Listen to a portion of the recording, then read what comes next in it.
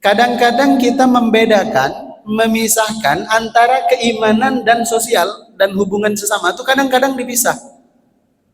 Nggak apa-apa Ustadz, meskipun dia nggak sholat, tapi kalau acara gotong royong dia datang terus.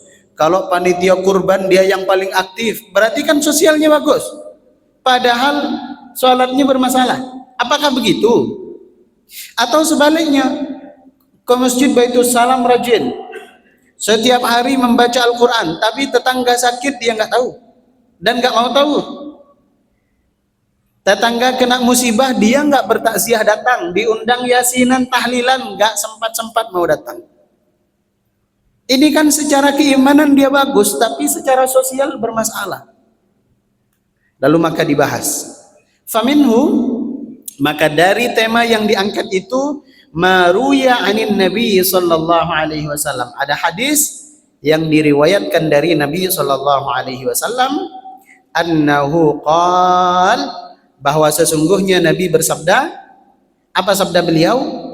Khaslatani, ada dua perkara, ada dua hal, la syai'a afdalu minhuma, ada dua perkara yang dua perkara ini tidak ada yang mengungguli keutamaannya. Jadi dua perkara ini yang paling utama dibanding yang lain. Dua perkara ini yang paling afdal dibanding perkara-perkara yang lain. Apa dua perkara ini yang menjadi paling utama, yang menjadi penentu kita, baik buruknya kita di hadapan Allah, selamat atau celakanya kita di hadapan Allah dari dua perkara ini? Apa itu? Kata Nabi yang pertama, al-imanu billah, keimanan kepada Allah Subhanahu wa ta'ala. Iman ini kunci. Maka apapun bentuk ibadahnya yang tidak didasari oleh keimanan tertolak. Bahkan kurban. Kalau kita baca sejarah kurban, jamaah, kan kurban dulu kan terjadi bukan pada masa zaman Nabi Ibrahim pertama kali, tapi kan pada masanya Qabil dan Habil. Kalau kita baca sejarah, dari Qabil dan Habil itu kan di dalam Al-Quran disebut Qabil nggak diterima kurbannya, Habil diterima. Kenapa? Padahal dua-duanya sama-sama anaknya Nabi Adam. Dua-duanya sama-sama berkurban. Kenapa kurbannya Qabil nggak diterima sementara kurbannya Habil diterima?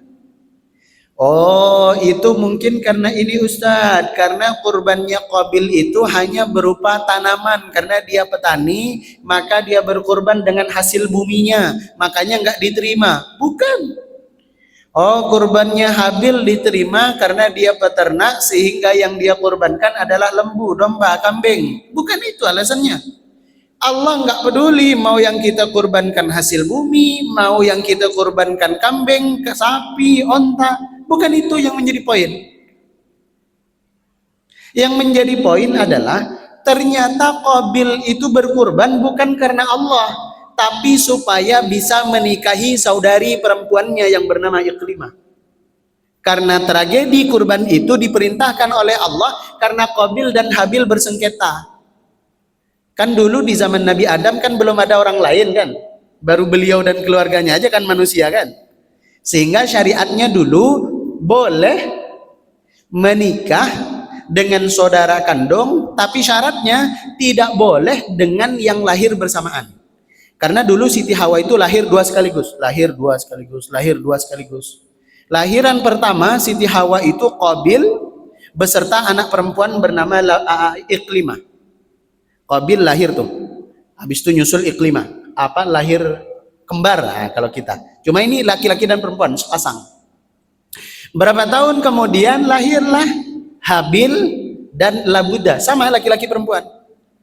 Cuma kan diperintah oleh Allah menikahi saudara silahkan, karena memang itu manusia pertama, belum ada besan orang lain. Jadi besannya orang tua sendiri, tapi syaratnya harus nikah silang. Jadi Qabil nggak boleh nikah sama Iklimah karena dia lahir bersamaan. Habil nggak boleh nikah sama Labuda karena dia lahir bersamaan. Masalah di sini muncul karena ternyata Iklimah itu wanitanya sangat cantik sekali. Sementara Labuda biasa aja. Sebagai abang kan tentu nggak terima, masa abang dinikahkan sama yang nggak cantik. Sementara adiknya Habil pasrah, mau disuruh nikah sama Labuda nggak masalah, mau disuruh nikah sama Iklimah nggak masalah. Akhirnya karena perseteruan itu kan diperintahkan oleh Allah untuk kurban kan. Udah kalian semua kurban. Maka kata Allah di dalam Al-Quran itu disebut, siapa kurban kalian nanti yang disambar api dari langit, itu yang kurbannya diterima. Jadi diletakkan di tanah lapang, nanti siapa yang disambar api dari langit, berarti itu yang diterima.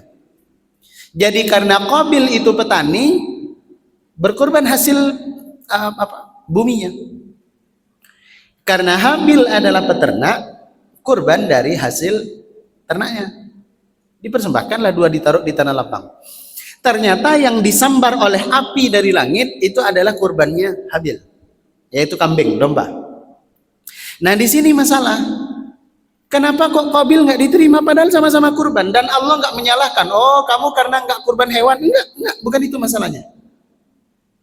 Karena ternyata Qabil itu berkurban, dia berkurban bukan karena patuh kepada perintah Allah, tapi karena ambisi untuk menikahi saudari perempuannya yaitu Iklimah.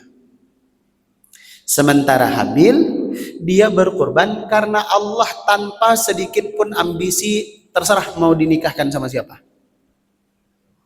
Inilah kenapa dalam hadis Nabi ini disebut tanpa iman semua ibadah itu sia-sia.